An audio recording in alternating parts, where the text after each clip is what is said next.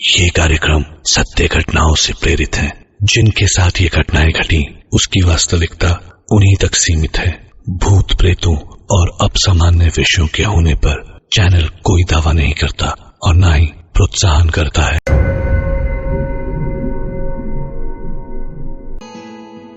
लखनऊ के कानपुर रोड के आशियाना कॉलोनी में रहने वाले अनिरुद्ध का बचपन से ही एक सपना था, आरजे बनना। दिन भर हेडफोन्स लगा के बोलने की कोशिश करता था।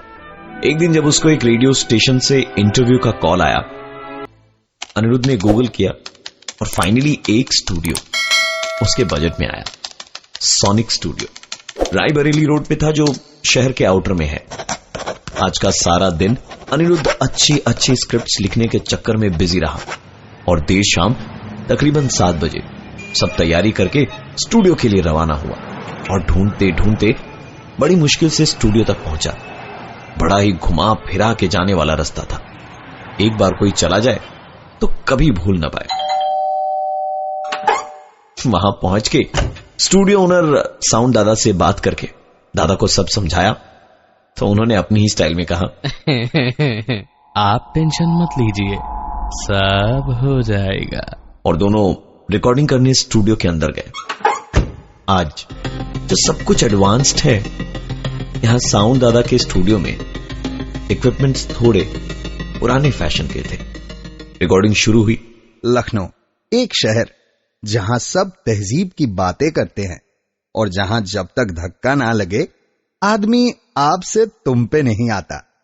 जहां नॉन वेजिटेरियंस टुंडे के कबाब और वेजिटेरियंस मां दुर्ग मां की दाल में खुश रहते हैं। यहां नवाबी नस नस में है और मोहब्बत। साउंड दादा, कुछ चल रहा है। अनिरुद्ध की बात सुनकर साउंड दादा दौड़ते हुए दूसरे कमरे में आए और थोड़ा घबराए चारों तरफ देखते रहे। फिर बोले, कभी कभार ऐसी बदबू यहां आती है, आप टेंशन ना लें, आप बस आराम से रिकॉर्डिंग कीजिए। अनिरुद्ध ने एक बार फिर से बोलना शुरू किया। क्रिश्चियन कॉलेज के ग्राउंड पे जब क्रिकेट खेला करते थे तो उसका मजा ही अलग। दादा, आपको सचमुच को जलने की महक नहीं आ रही? अनिरुद्ध की हिम्मत बढ़ाते हुए उन्होंने कहा कि ऐसा कुछ भी नहीं है, आप जरा इत्मीनान से आराम से रिकॉर्डिंग कीजिए। मेरा स्टूडियो बहुत ही सेफ एंड सिक्योर्ड है, मैं जरा खा के आता हूं। इस बार अनिरुद्ध ने जैसे ही हेडफोन्स वापस कानों पे लगाए तो उसे कुछ सुनाई दिया। अनिरुद्ध को लगा कि कुछ गड़बड़ है। उसने हेडफोन्स निकाले, फिर लगाया तो कोई आवाज नहीं थी, लेकिन स्टूडियो का एसी शायद खराब था। अनिरुद्ध का दम वहां घुट रहा था। ताजी हवा लेने वो जैसे ही स्टूडियो से बाहर निकला तो किसी ने पीछे से उसके कंधे पर हाथ रखा। लखनऊ के अनिरुद्ध के आरजे बनने के सपने में एक ही रोड़ा था, स्टूडियो में वॉइस सैंपल की रिकॉर्डिंग। और वो रिकॉर्डिंग करने अनिरुद्ध पहुंचा साउंड सोनिक स्टूडियो, लखनऊ के आउटर एरिया के रायबरेली रोड पे। जहां पहुंच के पुराने स्टाइल के हेडफोन्स, कंप्यूटर्स और दूसरे इक्विपमेंट्स देख के अनिरुद्ध को थोड़ा अजीब लगा, लेकिन उससे ज्यादा अजीब था किसी चीज के जलने की महक आना, वहां के एसी का अचानक से खराब होना और फिर हेडफोन में अजीबो गरीब आवाजों का।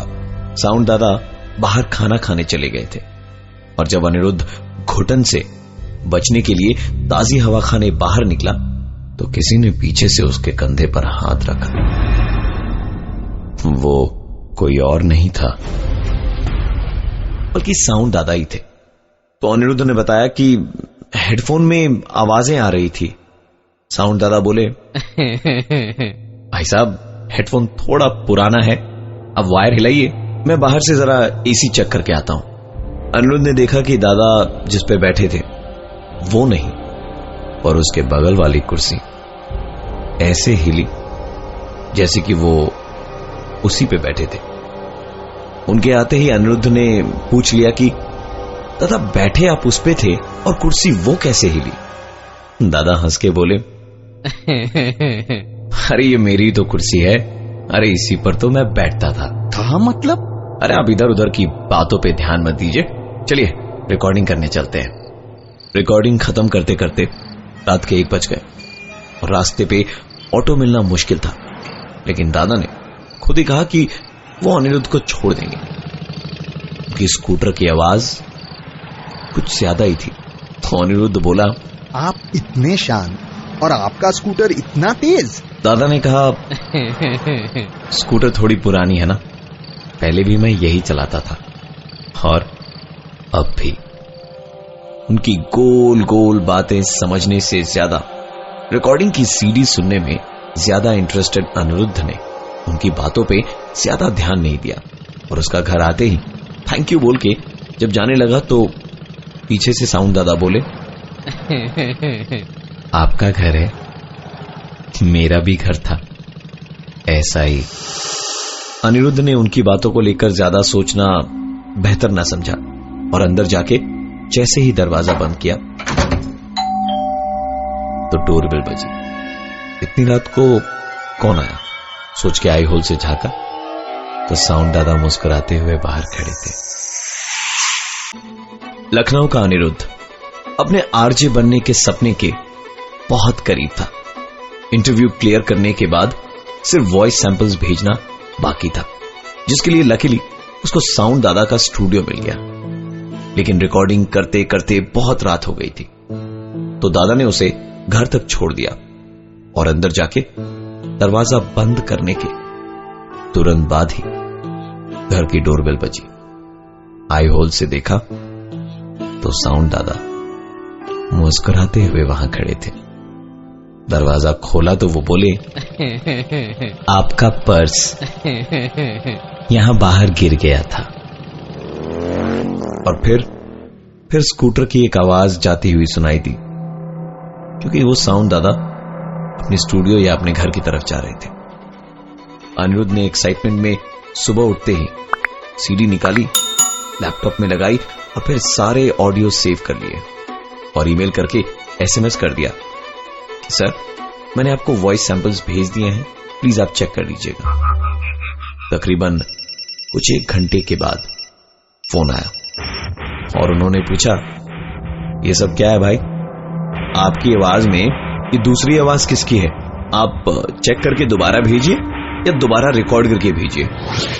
अनिरुद्ध ने जब वो साउंड क्लिप भेजे तब तो ठीक था, यहां क्या हो गया यही सोच के उसने जब सुना तो उसके होश उड़ चुके थे। इसमें अनिरुद्ध की बातचीत के साथ साथ साउंड दादा की भी बातचीत थी।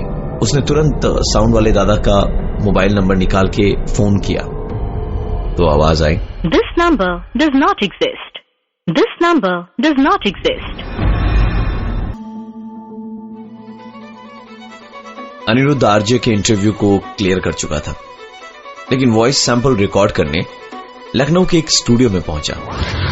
रिकॉर्डिंग करके जब सैंपल सुने उसमें उसकी आवाज के साथ साथ और जहां जब तक उस साउंड रिकॉर्डिंग स्टूडियो के जो दादा थे उनकी आवाज भी रिकॉर्ड हो गई थी। उसने फोन करके वॉइस सैंपल दोबारा मंगाने की सोची तो वो नंबर जो उसने कल डायल किया था उस साउंड स्टूडियो को बुक करने के लिए, वहां फोन करने से सिर्फ एक ही मैसेज आ रहा था, this number does not exist, this number does not exist. फिर वो खुद वापस वहां पहुंचा और स्टूडियो का रास्ता शायद भूल गया था क्योंकि उसे वहां वो स्टूडियो नजर ही नहीं आ रहा था। उसने एक आदमी से पूछा कि दादा ये साउंड सोनिक स्टूडियो किस तरफ है। उस आदमी ने अनिरुद्ध को ऊपर से नीचे तक देखा और फिर बोला, भाई साहब यहां एक ही स्टूडियो था, स्टूडियो के मालिक को अपने स्टूडियो से बहुत प्यार था, लेकिन स्टूडियो चल नहीं पाया और एक दिन आग लगने से स्टूडियो अपने मालिक समेत जल के खाक हो गया। अनिरुद्ध को समझ ही नहीं आ रहा था कि ये झूठ है या वो झूठ था जो कल रात उसके साथ बीता था, क्योंकि उसने कल रात इसी स्टूडियो में यहीं आकर रिकॉर्डिंग करी थी। वो सीधे रेडियो स्टेशन ही गया, वहीं रिकॉर्डिंग करी और उसकी नौकरी भी लग गई। उसका अपने शहर लखनऊ में आरजे बनने का सपना पूरा हो गया था और देखते ही देखते वो इस शहर में बहुत फेमस हो गया। और एक दिन, हाँ जी मैं हूं अनिरुद्ध और मेरे सवाल का जवाब देने के लिए कौन है फोन पे? उधर से आवाज आई, बड़े दिनों से रिकॉर्डिंग करने नहीं आए। अनिरुद्ध को काटो तो बदन में खून नहीं। उसने कॉलर आईडी पे नंबर देखा तो साउंड दादा के उसी स्टूडियो का था। उसने वापस फोन मिलाया। This number does not exist. This number does not exist. This number does not exist.